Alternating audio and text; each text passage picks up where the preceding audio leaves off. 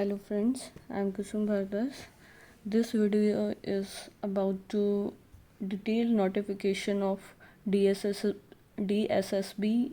Statistical Assistant for postcode 60 by 23, in which I will share everything about the how to fill the form and about syllabus and who is eligible for this post.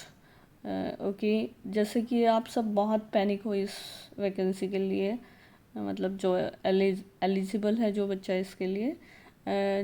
ये जो vacancy है ये मतलब ये submission of online application 17 अगस्त से start हो जाएगा और इसकी क्लोजिंग डेट है 15 सितंबर। तो जैसे कि आप मैं आपको सारी चीज़ें साथ के साथ इसमें दिखाती जाऊंगी, जैसे कि 60 बाय 23 ये वाली पोस्ट है आपकी, ठीक है, 29 नंबर पे। अच्छा, उसके बाद आप आ जाइए यहाँ पर।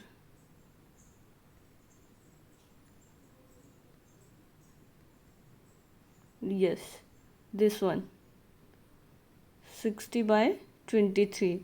Okay, name of the post is statistical assistant, और ये जो होगा प्लानिंग डिपार्टमेंट में होगा।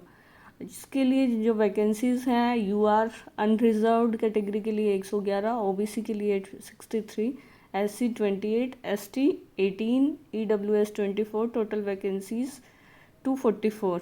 Okay okay, education qualification for essential, जो कि चाहिए ही चाहिए इसके लिए, post graduate degree in statics.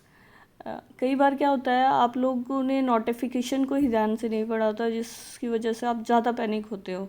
अगर आप नोटिफिकेशन को ढंग से पढ़ लोगे तो नोटिफिकेशन में ही सब कुछ लिखा हुआ है।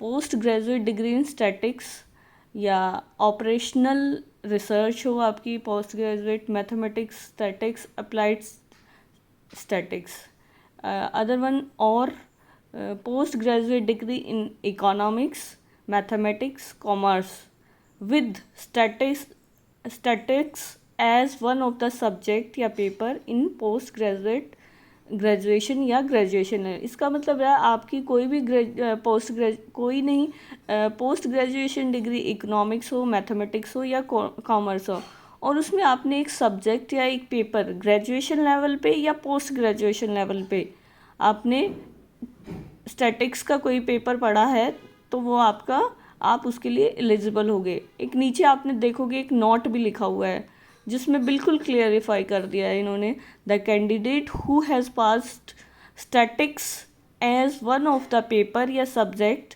इंक्लूडिंग, जिसमें क्या इंक्लूड हो, quantitative methods, techniques of costing and statics, basic statics, basic business statics, introduction to statics etcetera, at graduation level पे हो या पोस्ट ग्रेजुएशन लेवल पे हो, तो आप इसके लिए एलिजिबल होगे।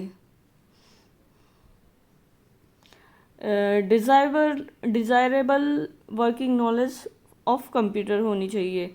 एसेंशियल में आपको बता दिया था। डिज़ायरेबल एक्सपीरियंस जो है कोई ज़रूरी नहीं है, ना कोई डिज़ायरेबल है। ये पोस्ट जो है 4200 ग्रेड पेपर है, और इसकी एज लिमिट जो है वो 30 ईयर्स है, ठीक है। ओके, आगे मैं आपको कुछ एससी कैटेगरी का भी कुछ बताऊंगी। जैसे आपने देखा होगा कि ओबीसी जो है वो दिल्ली का ओबीसी जो होगा वो ओबीसी में काउंट होगा, वो क्रीमी लेयर हो नॉन क्रीमी लेयर हो सब काउंट होंगे। बट आउटसाइड ओबीसी अगर आउटसाइड का है, मतलब अदर स्टेट है, तो वो जनरल में काउंट होगा। But other categories like SC ST and others, they will same consider, means SC है तो एससी की पोस्ट के लिए एलिजिबल है, और एसटी है तो एसटी की पोस्ट के लिए एलिजिबल है, ठीक है। ओके, इसमें आप यहाँ पे देखो एक पॉइंट नंबर 1 एलिजिबिलिटी क्राइटेरिया, इसमें बाकी दो तो नॉर्मल है। थर्ड वन जो है the educational qualification is experience etcetera. अगर उस पोस्ट के लिए एक्सपीरियंस चाहिए तो वो जो है वो 15/9/2023 के से पहले का होना चाहिए। ठीक है। अच्छा, अप्लाई इसको कैसे करोगे? अगर आपको इसके लिए मैंने देखा है कि एक 2 पोस्ट और हैं जिसने ग्रेजुएशन की होती है, वो उन 2 पोस्ट को भी फिल कर सकता है। वो 2 पोस्ट है 59/23 जिसकी एज लिमिट है 18 से 32 साल और ग्रेजुएशन होनी चाहिए, और 58/23 जिसपे आपको पोस्ट ग्रेड है 3rd, जो डीटीसी डिपार्टमेंट में लगते हैं जो बच्चे। अच्छा, इसके लिए इसकी पोस्ट है 39। ओके।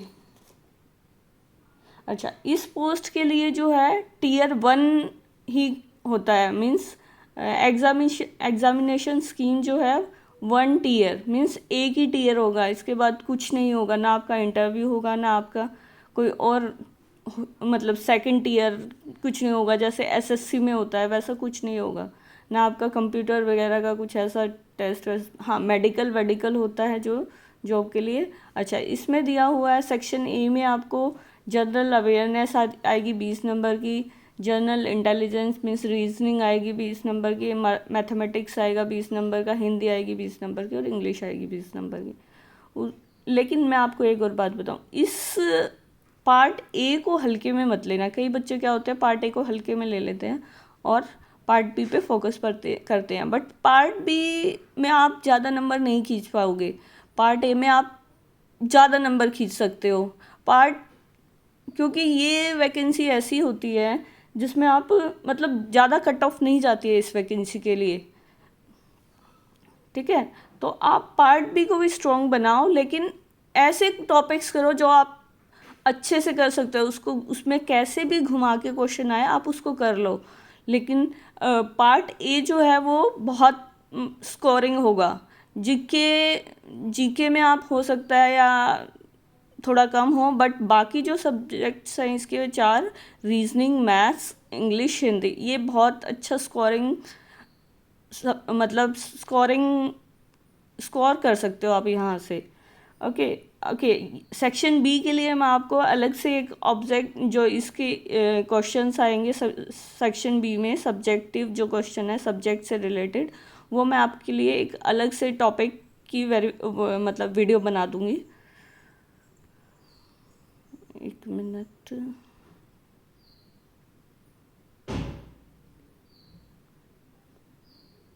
ओके, इसमें एक और चीज़ होती है, ई पॉइंट पढ़िए, ये वाला पॉइंट ई। ठीक है। The board in order to achieve qualitative selection and to recruit the best talent available has fixed the following minimum marks जो होते हैं इसमें, जैसे जनरल कैटेगरी में आपके 40% होने चाहिए। ओबीसी के जो दिल्ली का ओबीसी है उनके लिए 35%, बाकी SC ST या फिजिकल हैंडीकैप है या PWD है उनके लिए 30% होने चाहिए, और एक्स सर्विसमैन के लिए रिलैक्सेशन जो है 5% है in their respective categories, minimum of 30%। ठीक है।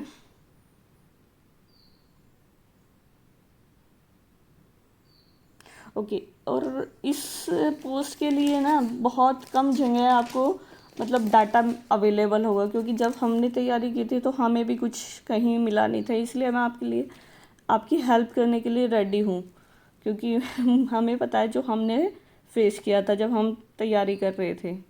तो पैनिक करने की कोई ज़रूरत नहीं है। आपके जो भी इशू है, जो भी आपका प्रॉब्लम फेस हो रही है, आप उसको यहाँ शेयर कर सकते हो। और एक चीज़ और, आप अपना जो ओबीसी है ना, दिल्ली वाले जो बच्चे हैं वो अपना ओबीसी अपडेट करा ले, क्योंकि ओबीसी हर साल अपडेट होता है अब कभी, क्योंकि अभी टाइम है आपको।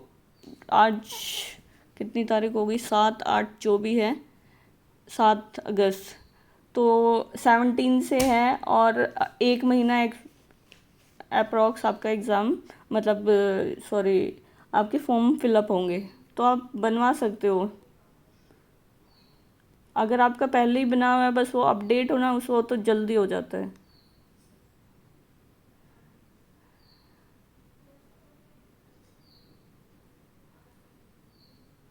ओके, और मैं बाकी इसका एक बार पढ़ लेती हूँ, इसकी जो भी है, फिर मैं आपको शेयर कर दूँगी कि क्या और डिटेल्स मैं आपको दे सकती हूँ इसमें। Okay, thank you. Please subscribe my channel.